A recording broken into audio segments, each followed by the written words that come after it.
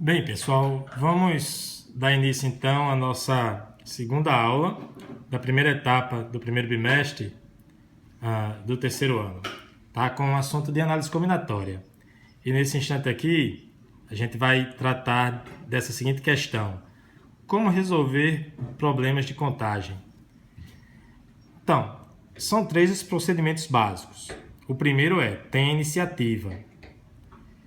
Se coloque no lugar da pessoa que efetivamente está encarregada de realizar a contagem. Esse primeiro procedimento ele é muito importante pelo fato de que, na maioria das vezes, o que torna mais difícil esse assunto de análise combinatória é que o estudante tem dificuldade na interpretação do enunciado. Então, quando você tem iniciativa, quando você se coloca no lugar da pessoa que realmente vai fazer o que o enunciado pede, então isso vai facilitar a sua interpretação, o seu entendimento, tá? Então esse primeiro procedimento ele é primordial, tá? O segundo é: não adie dificuldades. Priorize os casos que apresentam mais restrições. A gente vai ver que em alguns casos você vai poder identificar que algumas situações elas são mais importantes para atender o enunciado do que outras. Então é por aí que você deve começar, tá? E é aquilo, né? Um problema adiado, ele pode virar uma bola de neve e aí depois você não tem mais solução para ele. O terceiro procedimento é: decomponha problemas maiores em outros menores. É a tática que faz muito sucesso, que é dividir para conquistar, tá? Ou, pegando aquele jargão popular, né? De grão em grão, a galinha enche o papo. Então é isso. Vamos praticar? Vamos então resolver essa questão aqui e aí vamos fazer uma ponte com esses três procedimentos que eu acabei de elucidar aí. A questão 1 diz assim: dispondo dos algarismos 0, 1, 2, 3, 4, 5, 6 e 7, podemos formar quantos números? Aí na letra A, aí, quantos números de 4 algarismos? Bom, seguindo o primeiro passo ali de ter iniciativa, então eu vou ter em mente o seguinte: se o número vai ter 4 algarismos, então eu vou reservar aqui um lugar 2, 3, 4 lugares, tá? Que vão formar esse número. Aqui é o da unidade, dezena, centena e unidade de milhar. Muito bem. E aí, vamos analisar então as possibilidades. Para que esse número se mantenha com 4 algarismos, observe que esse espaço aqui da unidade de milhar, ele não pode ter o zero. Porque se aqui tiver o zero, então o nosso número com 4 algarismos, ele vai passar a ter somente 3 algarismos: centena, dezena e unidade. Então, por isso que esse espaço aqui da unidade de milhar, ele não pode receber o zero. E ele vai poder receber todos os outros algarismos, tá? A gente vai ter a opção de escolher entre um destes. Um total de 7. Tá? Veja que aqui a gente tem 8 algarismos. E no momento em que dos 8 eu não posso usar o zero aqui, não posso usar um deles, restam 7. Bom, dando continuidade, já na posição da centena, eu vou poder usar qualquer um destes algarismos. Então, 8. A mesma coisa eu posso dizer para a dezena e o mesmo para as unidades. Certo? Como o número ele é formado pelo algarismo da unidade de milhar e da centena e da dezena e das unidades, então, usando o princípio multiplicativo, eu devo multiplicar aqui, tá? 7 vezes 8 vezes 8 vezes 8, que dá 3.584.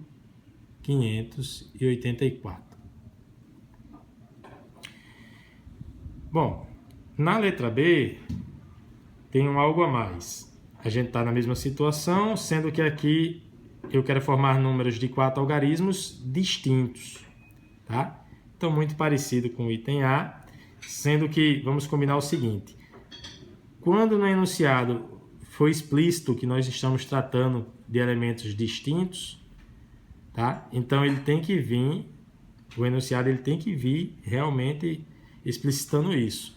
Quando não vier, então a gente vai ter em mente que a gente pode repetir os elementos, certo? Bom, então, exemplo do que eu fiz no item A, eu vou reservar aqui os 4 espaços que compõem o número, tá? Unidade, dezena, centena e unidade de milhar. E a gente já viu que tem uma prioridade aqui, né? A casa da unidade de milhar, na verdade, apresenta uma restrição, ela não pode ter o zero. E aí, como no item A, então a gente vai ter 7 opções para cá. Pode ser qualquer um desses números. Já na hora de preencher a centena, note que eu posso agora usar o zero, mas não posso usar o número que usei na casa da unidade de milhar. Por quê, gente? Aqui eu tenho 7 possibilidades, tá? Com exceção do zero, então restam essas 7. Imagine que eu tenha usado, por exemplo, 3. Como os algarismos aqui no item B devem ser distintos, então na casa da centena eu não posso usar o 3. Mas poderia voltar a usar agora o zero. Então volta a ter 7 possibilidades para cá, certo? Dos 8 algarismos, com exceção do algarismo que eu usei aqui, posso usar qualquer um dos 7. Na dezena vão ser 6. Mesmo raciocínio, dos 8 algarismos, eu já usei 2, não posso repeti-los, então sobram 6. E na unidade, 5. Então, 7 vezes 7 vezes 6 vezes 5, que dá 1470. Ok? Bom, vamos ao item C. Dispondo dos mesmos algarismos, podemos formar quantos números ímpares de 3 algarismos distintos. Tá? Então, como fizemos na letra A e na letra B, reservo aqui os 3 espaços, unidade, dezena e centena.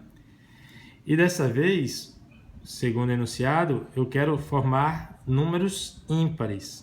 Então, veja que eu preciso priorizar a casa da unidade, que traz a seguinte restrição. Aqui só posso usar algarismos ímpares. Dentre as opções que eu tenho, o 1, o 3, o 5 e o 7. Então, aqui para a casa das unidades, eu tenho 4 opções, a saber, o 1, o 3, o 5 e o 7. São essas opções que eu tenho para cá. Usada uma dessas, digamos que eu usei o 7. Tá? Na hora de preencher a centena, veja que, a exemplo do item A, eu não posso usar o zero aqui. E não posso usar o número que eu já usei na unidade. Então, dos 8 algarismos, aqui eu vou ter 6 possibilidades. Entendeu? Aqui não pode o zero, na centena não pode o zero, porque senão eu teria um número formado apenas por 2 algarismos, que é a dezena e a unidade.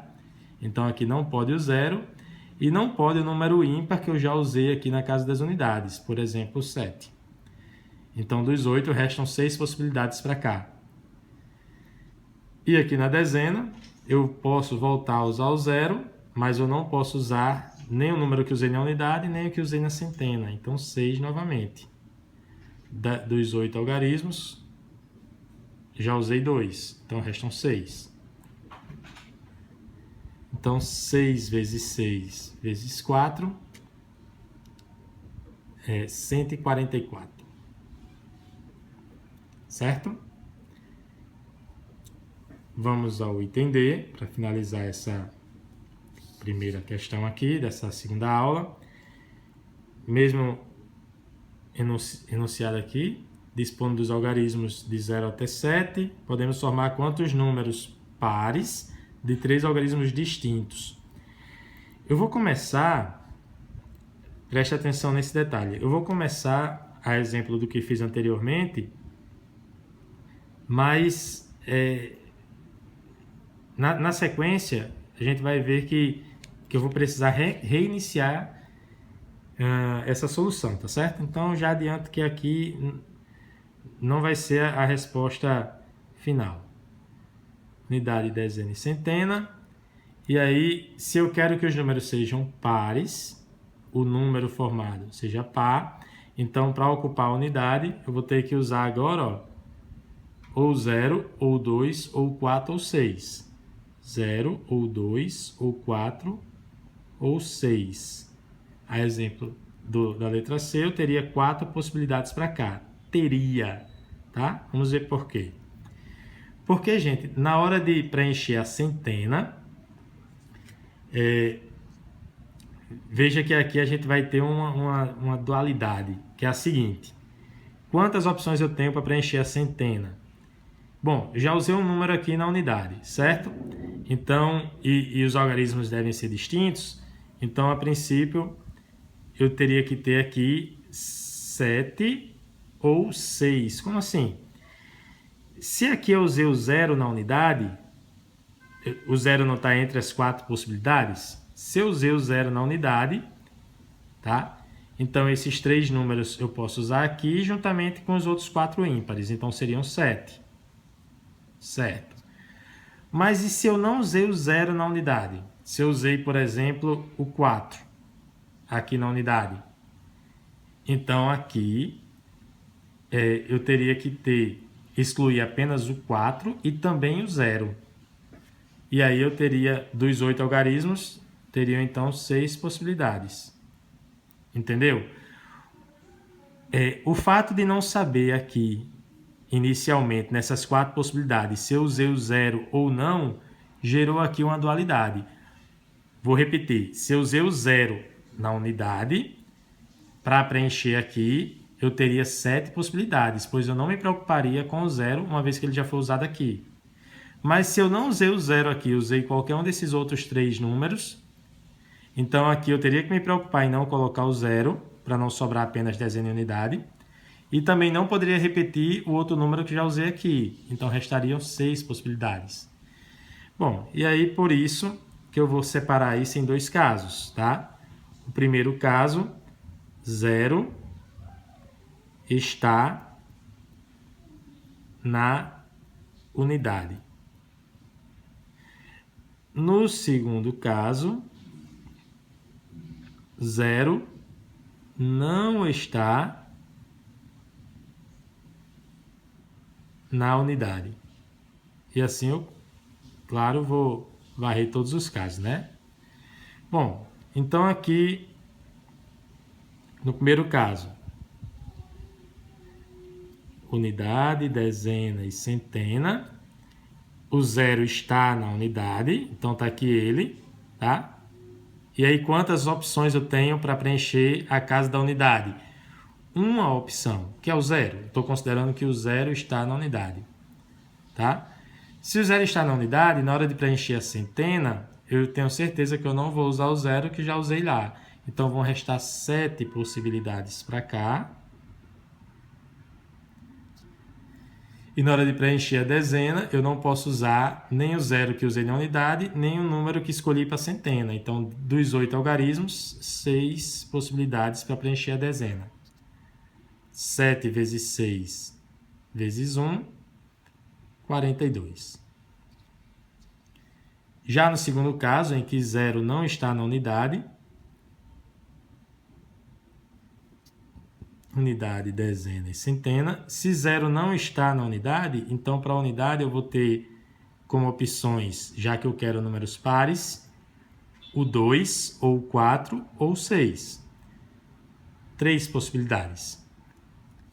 Na hora de preencher a centena, eu não posso usar o 0 para não sobrar um número com dezena e unidade, tá? Eu preciso que tenha centena, dezena e unidade, então não posso usar o 0 aqui. Aqui não pode o 0. E não pode o número que eu já usei na unidade. Então, dos 8 algarismos, vão sobrar 6 possibilidades para cá. E para preencher a dezena, eu não posso usar o número que escolhi para a unidade, não posso usar o número que eu escolhi para a centena. Restam 6 possibilidades novamente, já que aqui eu volto a contar com 0. Multiplicando, 6 vezes 6 vezes 3, 108. E aí, somando esses dois casos, 42 mais 108, totalizamos 150 números pares de 3 algarismos distintos, que podem ser formados com aqueles 8 algarismos, tá? Bem, gente, chegamos ao final dessa aula. Qualquer dúvida, só postar aí nos comentários.